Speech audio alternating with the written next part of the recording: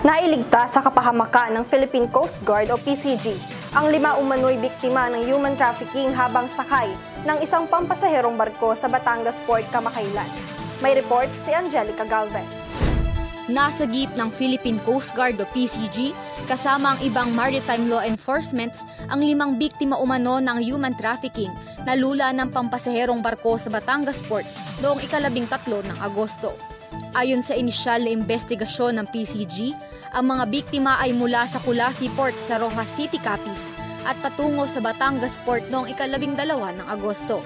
Agad na nagbigay ng alarma ang kinauukulan sa PCG na naka-duty na si Marshals na lula ng barko matapos itong makatanggap ng impormasyon tungkol sa isyu umano sa loob ng barko. Tinawagan rin nila ang kapitan ng barko ukol dito. Pagsampa ng barko sa Batangas Port ay agarang hinuli ang 2 naturang sospek. Hawak na ngayon ng Philippine National Police, Women and Children Protection Desk ng Batangas City at Department of Social Welfare and Development o DSWD upang maisailalim sa counseling at stress debriefing.